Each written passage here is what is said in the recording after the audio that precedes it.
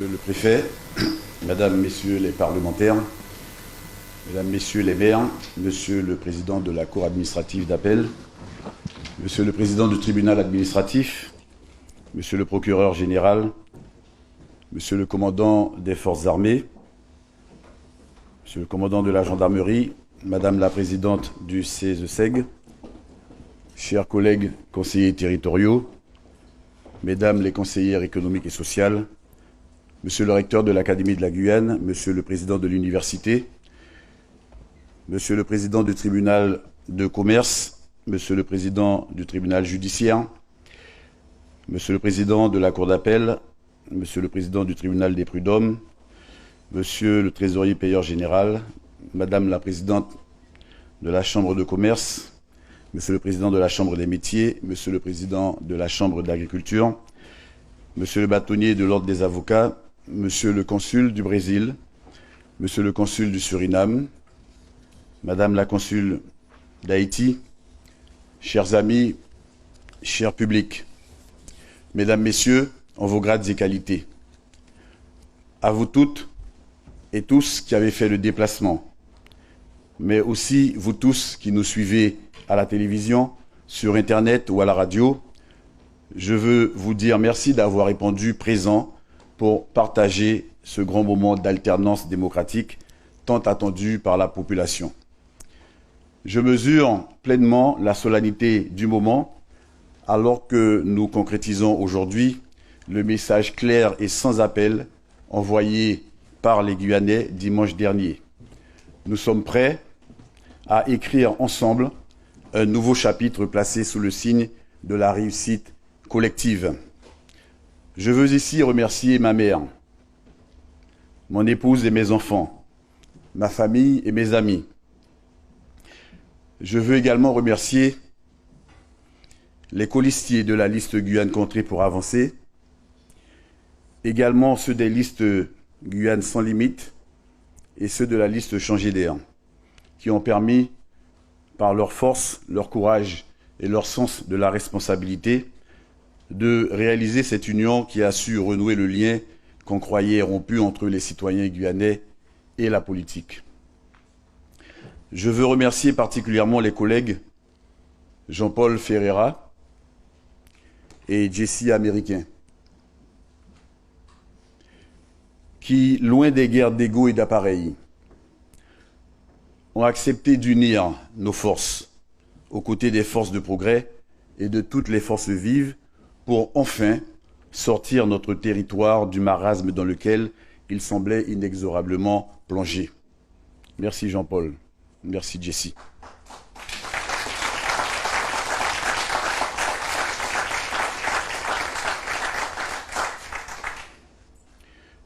Enfin, à travers vous, c'est toute la Guyane que je veux remercier.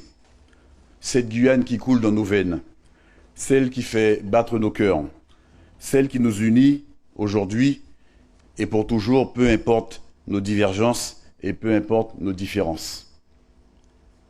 Mesdames, Messieurs, la Guyane se trouve à un moment charnière de son histoire et je vous le dis, nous n'avons d'autre choix que celui de réussir ensemble. Nous connaissons quasiment tout ou presque tout de la situation sociale, économique et culturelle du territoire. Les diagnostics sont posés, les études sont faites, les prospectives réalisées et s'accumulent depuis les 20 dernières années. Le temps de l'action est donc venu. Nous avons réfléchi beaucoup, longtemps, et nous disposons aujourd'hui de tous les éléments de réponse aux défis qui nous attendent à court, moyen et long terme. Car ce n'est un secret pour personne, la Guyane dispose de tous les atouts nécessaires pour se hisser au rang de carrefour mondial d'excellence. Et c'est dans ce contexte que je veux vous rassurer tous autant que vous êtes. Nous sommes prêts à démarrer le travail dès la fin de ce conseil d'installation, afin de répondre à l'urgence, mais aussi de poser les jalons d'une mandature qui sera placée sous le signe de la réussite collective, une mandature où notre seule matrice, notre seule boussole sera la défense de vos intérêts et le respect des engagements pris auprès de vous. Aussi, nous prenons acte avec la population comme témoin, de plusieurs engagements en termes de posture, de valeurs et de méthode. La posture de cette Assemblée, comme celle de l'exécutif, s'appuiera sur cette force démocratiquement dévolue par vous, population guyanaise.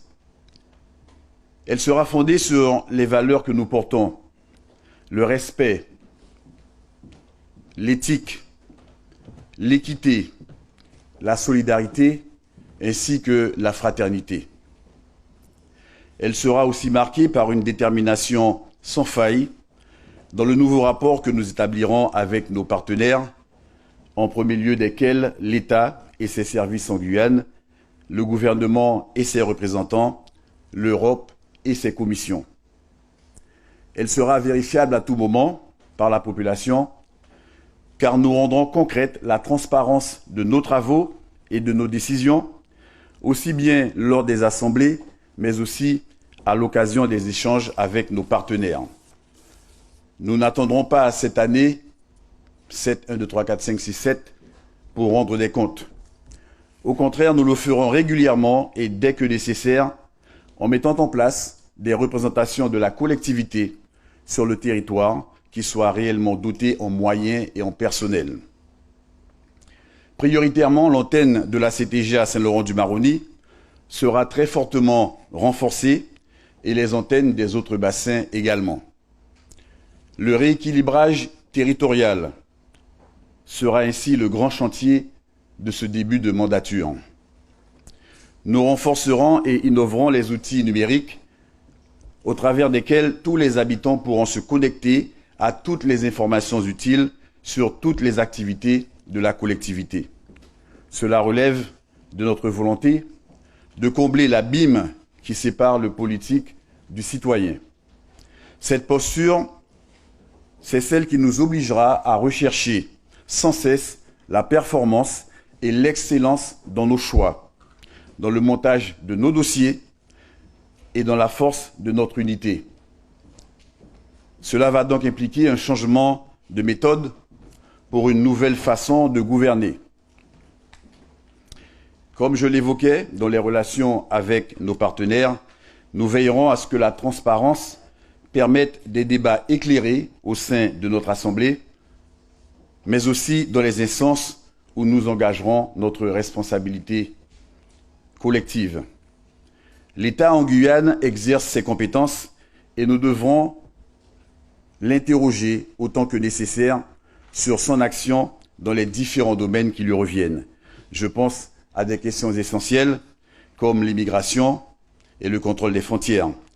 Je pense à sa politique en matière sanitaire et plus généralement sur les moyens pour la santé ou encore la lutte contre l'orpaillage illégal sur le territoire de la Guyane. Aussi, dans la même démarche de transparence, au niveau des relations avec le monde économique et plus particulièrement au travers des grands projets d'investissement qui seront proposés, les conditions de tels investissements et le cadre des discussions avec nos interlocuteurs devront être clairs et connus de tous. Car la transparence est une partie importante du nouveau contrat que nous signons aujourd'hui avec la population guyanaise, tout autant que l'exemplarité de l'action des élus. Oui, je l'affirme, nous sommes, en tant qu'élus, des exemples que la population, et surtout les plus jeunes d'entre nous, doivent prendre en référence. Collègues, c'est une lourde responsabilité qui nous échoit et nous nous devons d'être présents au rendez-vous. Sur ce point, je proposerai dans les prochaines semaines la rédaction d'une charte d'engagement moral qui ira beaucoup plus loin que la charte de l'élu local et qui sera proposée à la signature de tous les élus de notre Assemblée. Cet engagement est un point fort de la nouvelle relation à mettre en œuvre avec tous nos concitoyens. Il est aussi le point d'un travail important à mener pour rétablir la confiance avec la population, mais pas seulement, car il sera aussi le premier jalon d'une équité à rétablir partout où il sera nécessaire de le faire. Et permettez-moi, dans cette enceinte, sur ce point en particulier, d'avoir quelques mots pour celles et ceux qui sont sur le terrain, au service des Guyanais tous les jours. Je veux parler des agents de la collectivité territoriale. Nous voulons dire à chacun d'entre vous que dans l'attente de vous rencontrer et d'échanger, notre objectif prioritaire est de rétablir la confiance et l'équité ainsi que la justice au sein de cette collectivité. C'est ensemble que nous atteindrons cet objectif. Chers concitoyens, chers collègues, si je vous parle de changement de méthode, si je vous parle de nouvelle gouvernance, c'est vraiment parce que la situation de la Guyane appelle à ces changements fondamentaux. Nous allons devoir aller vite, nous allons devoir faire bien et nous allons devoir faire bien au mieux des moyens actuels qui seront audités dès les prochaines semaines. Cependant, nous allons devoir aussi poser les bases d'une action qui commence aujourd'hui, qui prendra forme durant les 7 prochaines années et qui se poursuivra après cette mandature. Ces bases, nous les axerons suivant 2 piliers. Le premier de ces piliers, c'est bien la transformation de la société guyanaise. L'objectif principal sera simplement de remettre l'humain au cœur de toutes nos préoccupations et au cœur de toutes nos décisions. Nous allons travailler à assurer l'épanouissement de tous et partout en Guyane. Aussi, nous commencerons par redonner la parole aux citoyens en mettant en place des rendez-vous citoyens réguliers sous la forme de rencontres thématiques en partenariat avec les communes et les intercommunalités. Nous validerons le principe de consulter la population dès que les sujets fondamentaux exigeront de le faire et nous relancerons le processus d'élaboration du projet Guyane qui est acquis comme étant la base de l'évolution statutaire de la Guyane au sein de la République. Je voudrais rappeler à ce stade que l'amélioration statutaire que nous appelons de nos vœux n'est ni un principe idéologique et encore moins un principe dogmatique. Il s'agit pour nous d'expliquer à la population, par la dynamique de pédagogie que nous mettrons en place, que c'est un levier qui doit nous permettre d'assurer un meilleur développement du territoire, d'aller plus vite et d'être au plus proche des citoyens quand nous aurons des décisions à prendre qui concernent leur quotidien. C'est le message que nous allons faire passer. Nous allons faire passer le message pour dire à la population que le projet que nous portons n'est pas de conduire la Guyane vers l'indépendance, comme cela a été trop souvent dit pendant la campagne. Nous sommes des femmes et des hommes suffisamment responsables pour savoir où se trouvent les limites de l'action et pour comprendre ce qu'attend de nous la population de la Guyane. Nous finaliserons bien évidemment les chantiers lancés par nos prédécesseurs.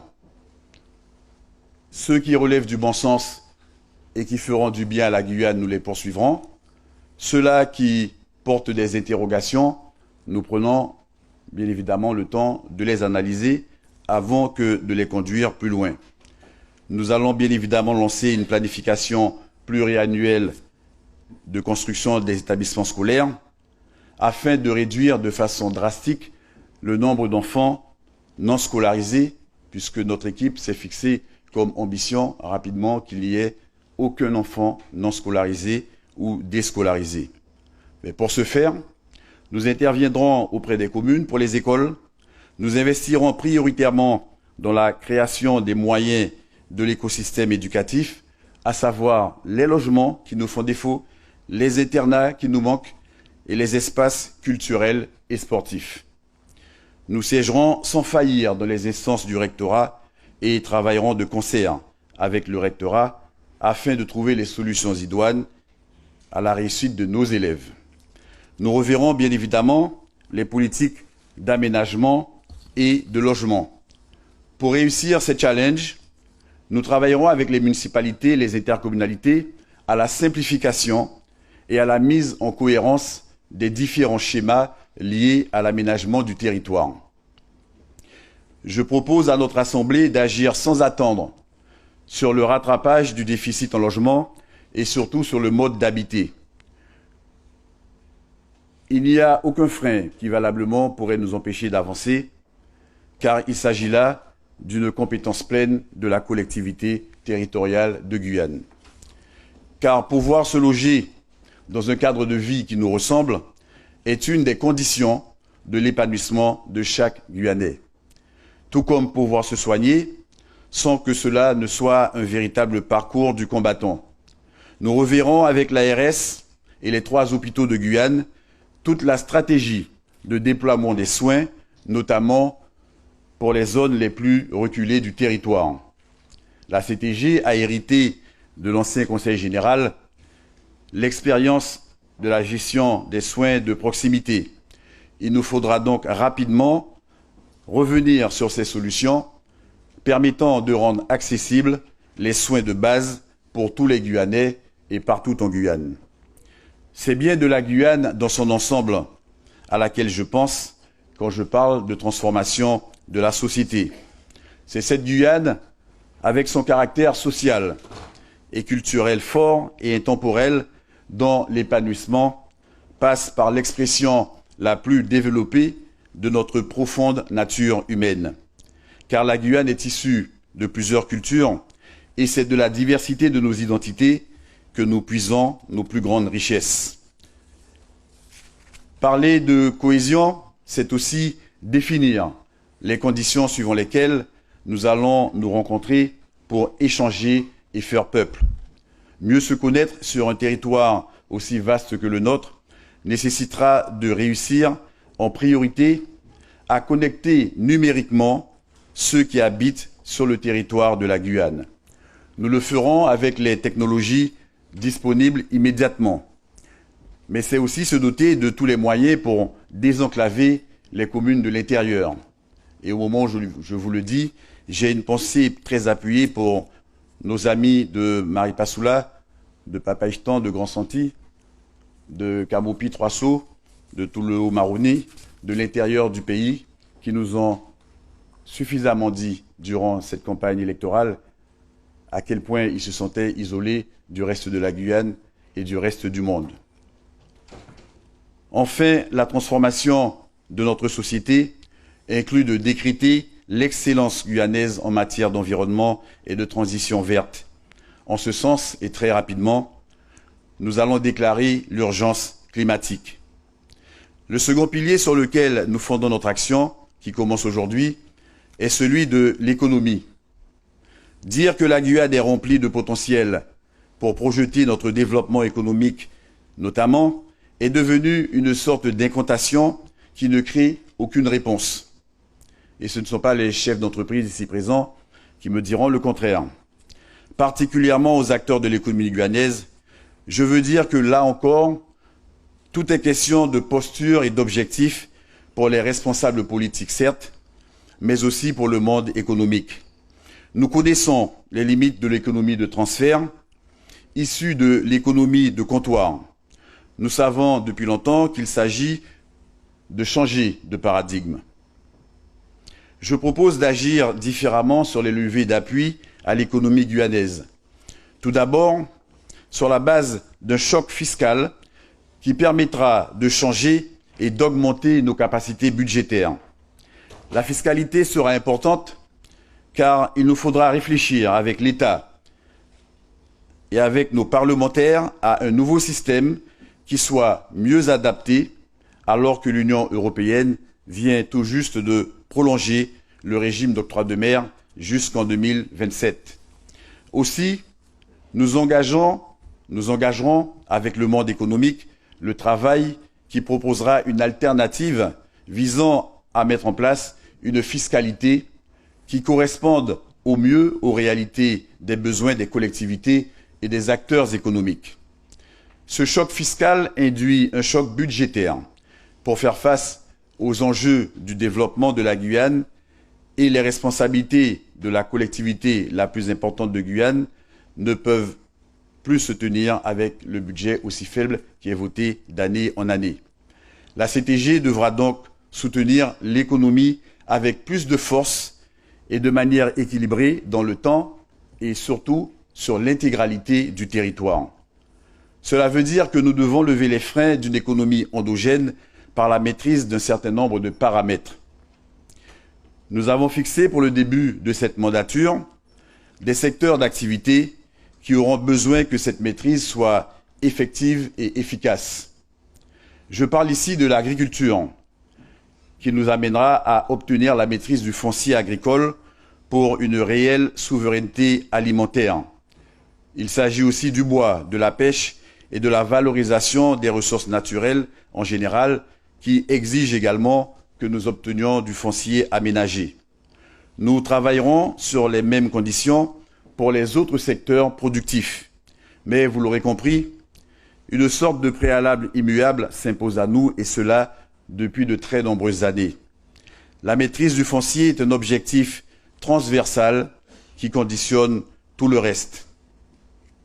Et j'ai envie de rappeler aux citoyens, aux électeurs qui nous écoutent en ce moment, que depuis le Senatus Consulte de 1854, en arrivant aux lois de décentralisation de 1982, après être passé par les lois qui érigeaient la Guyane en département en 1946, le foncier de la Guyane a toujours fait l'objet d'une captation que par moments j'ai envie de qualifier de vol.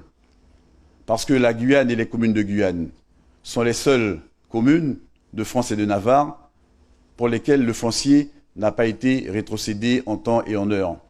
Et chers collègues, vous connaissez toutes les difficultés que cela nous pose lorsque nous voulons aménager le territoire.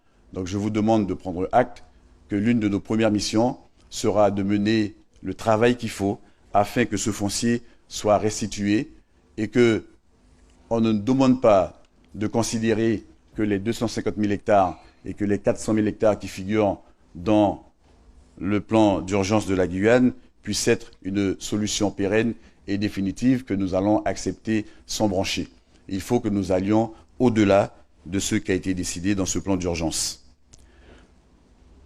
Je ne souhaiterais pas, collègues, mesdames, messieurs, vous décliner une énumération datée et signée d'une liste interminable de projets qui n'ont pas vu le jour. Mais nous savons les raisons pour lesquelles ces projets n'ont pas abouti. Au contraire, je choisis de vous dire que nous gouvernerons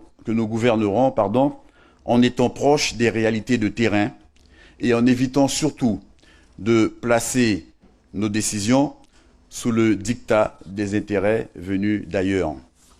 Mesdames, Messieurs, chers collègues et très chers concitoyens, nous avons, à travers cette élection, ouvert un nouveau chapitre de l'histoire de la Guyane, et ce nouveau chapitre, c'est avec vous que nous allons l'écrire.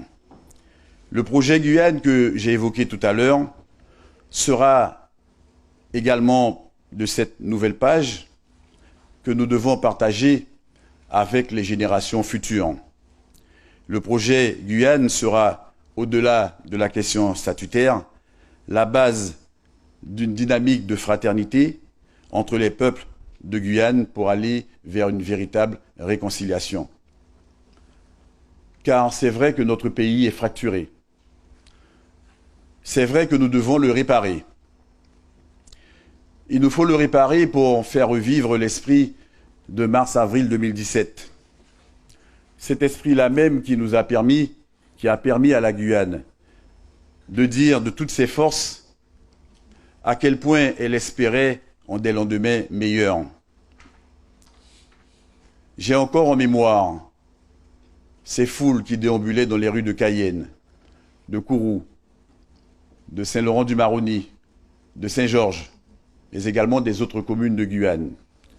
Cette foule qui scandait « Nous gon que ça, nous bon que ça ». Cette foule qui aujourd'hui nous dit qu'en réalité, 4 ans après mars-avril 2017, il ne s'est rien passé de visible et de palpable pour nous permettre de croire en la parole des hommes politiques. Collègues, nous allons devoir prendre l'engagement devant la population que nous avons compris ce que sont ses attentes, que nous avons compris les cris qu'elle nous a adressés. Nous devons dire à notre population de Guyane que nous serons des femmes et des hommes responsables, que nous allons nous dresser face aux écueils qui en permanence se dressent sur leur chemin et qui se dressent également sur notre chemin. Cela est largement possible, à condition, encore une fois, que nous changions de posture. Pour paraphraser Marc Lévy qui disait que tout est possible, c'est une question de temps, le temps de comprendre comment c'est possible. Et Nelson de Mandela qui disait aussi, cela semblait impossible jusqu'à ce qu'on le fasse. Eh bien, nous allons le faire. Et nous allons le faire parce que nous avons démontré à la face du monde que nous sommes capables de mettre de côté nos égos, de mettre de côté nos divergences pour parler d'une seule voix, pour répondre à cette population qui attend de nous que nous soyons des élus responsables et honnêtes. La campagne électorale est terminée. Je dis bien que la campagne électorale est terminée. Et nous espérons vraiment que les 55 élus de notre belle Assemblée seront en capacité de se serrer les coudes pour pouvoir répondre aux demandes exprimées par la population à travers le suffrage universel. Nous n'avons pas le droit de la décevoir, chers collègues. L'instant est grave et solennel. La Guyane souffre. La population est en souffrance. Et la population nous accorde sa confiance, nous qui serons ses représentants, pour qu'avec les services de l'État et qu'avec tous les partenaires, nous soyons en capacité de tenir le bon discours et d'avoir la bonne posture. Parce que, je le répète encore une fois, nous avons besoin de foncier, nous avons besoin de cadres statutaires améliorés, nous avons besoin d'améliorer les dotations budgétaires de notre collectivité, mais nous avons surtout, face au gouvernement, besoin d'avoir une posture de dignité et de responsabilité. Si nous sommes dignes, les Guyanais vont retrouver leur dignité à travers nous. Si nous sommes indignes, les Guyanais ne nous le pardonneront pas. Mesdames, Messieurs, chers collègues, je vous remercie pour votre écoute. Et je nous souhaite bons travaux. Merci.